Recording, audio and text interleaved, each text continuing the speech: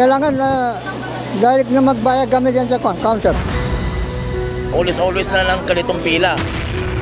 Sana mag-alis na kayo dito kasi mahirap naman customer.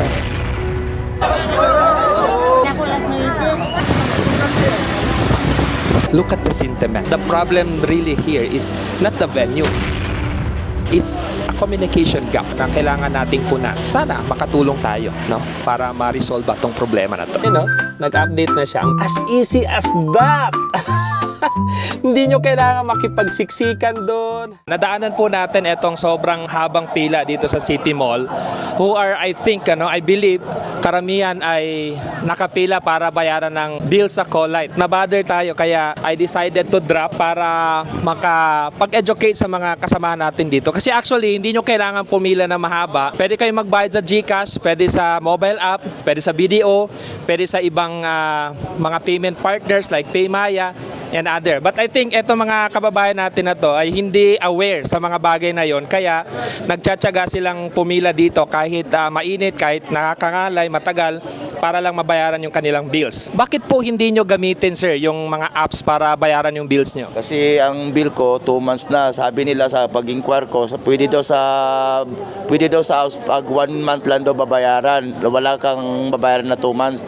Pag 2 months, pwede ka magbayad magpila. Yun daw ang sabi nila sa amin. Sir, how about kayo po? Ba't ayaw nyo pong gamitin yung mga available payment options at nagtsatsaga po kayong pumila dito? 3 days pa kasi bago nila ipasok yung bayad.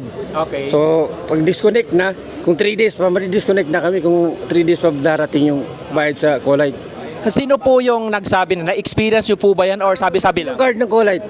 Sabi ng guard ng Colite. Okay, sabi ng guard. Yun yung mga sabi-sabi daw, no? Pero honestly, hindi po yun ang fact. Kasi ang fact po, pwede po talagang magbayad online. Kahit 2 months na yung bill mo, or kahit mapuputulan ka na, pwede po talaga gamitin yung apps.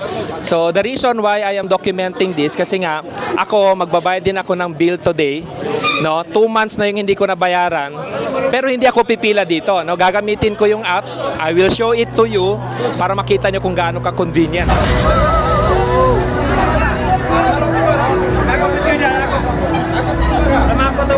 Parang hindi kayo makapasok ka. Sige. Akala ko last na yun. Kanina kami, hindi pa kami nakakain ng pastel. Smile pa rin, kanina pa. Ilang oras ka na naghihintay, ma'am? 3.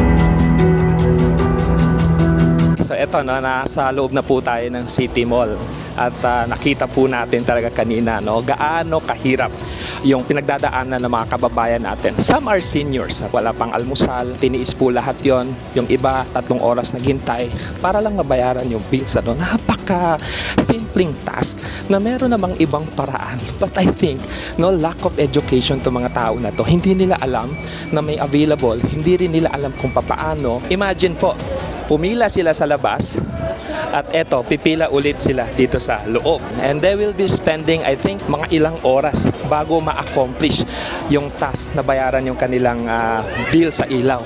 Pag ginamit mo yung apps na meron sila, tsaka pag nagpunta ka sa mga payment partners nila, it will take only few minutes or even second, kung medyo expert ka na gamitin yung mga apps na yon. Wala kaming utang. Oo, pero kailangan yung pagdaanan lahat nito, no? Kailangan na direct na magbayad gamit yan sa counter. Pwede yung ilipat yung opisina na exclusive lang ang Colite na magbabayad ng tao. Kasi hindi pwede ganito na isasabay mo sa City Mall na mag-open. Mahirapan yung tao magpila parati. Always na lang ganitong pila. Ayun, no, na naririnig po natin yung sa loobin ng mga kababayan natin. Yung iba galit, yung iba pikon, at yung iba may mga request, no? Pero honestly, no, ako, of course, we have to think it in a balanced way. Yung kaibahan po sa ibang venue, mainit doon, no? Dito naman, air condition sa loob, tapos may mga pagkain pa dito, may mga ibang paninda pa dito where pwedeng bumili yung mga magbabayad ng ilaw, no?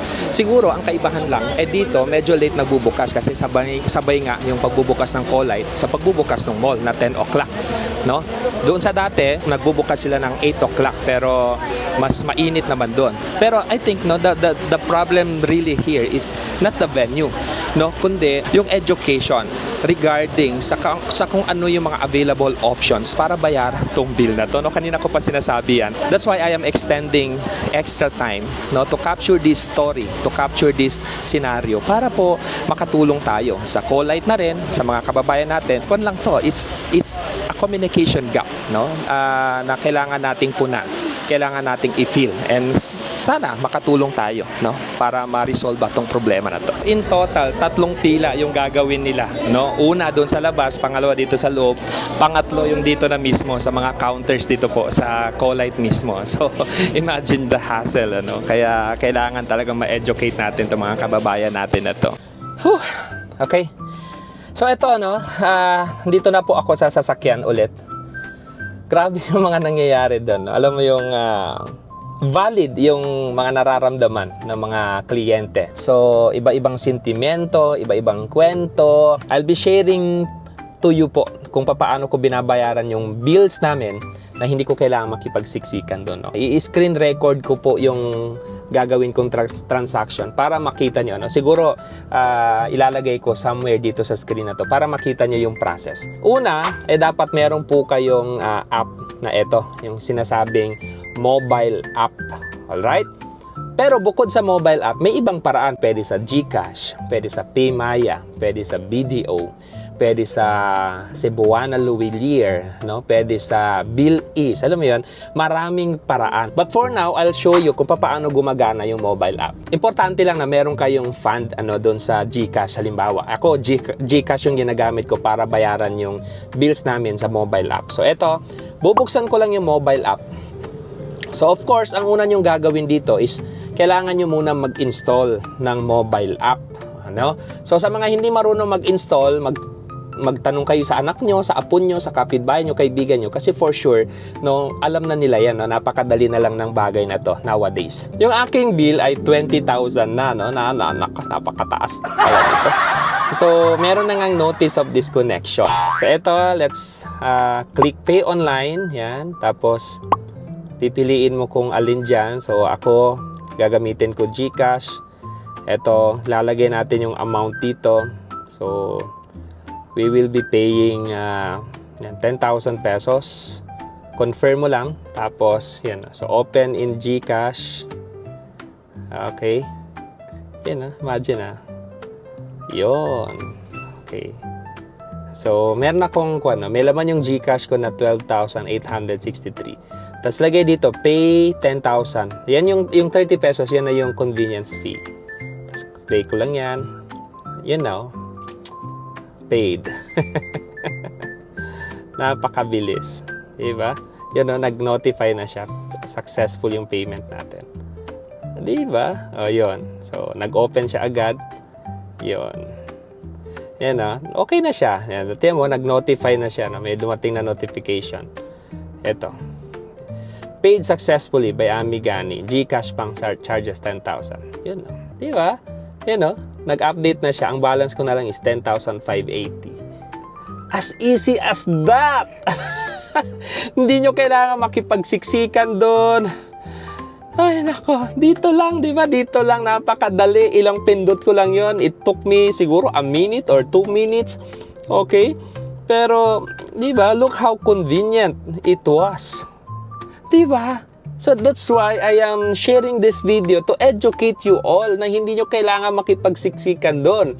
And aside from mobile app, you can directly pay through your GCash. Kailangan mo lang yung account number nyo sa Colite, or pwede rin sa BDO, or pwede rin sa PayMaya, wherever na mas convenient sa inyo, pwede nyo pong bayaran doon. Nasa digital era na tayo na ang mga transaction natin, we can do it digitally. Kailangan lang natin ng education. Kailangan natin ng someone to feature this thing para po ma-aware tayong lahat. Alright? Sana ay makatulong po tong video na to.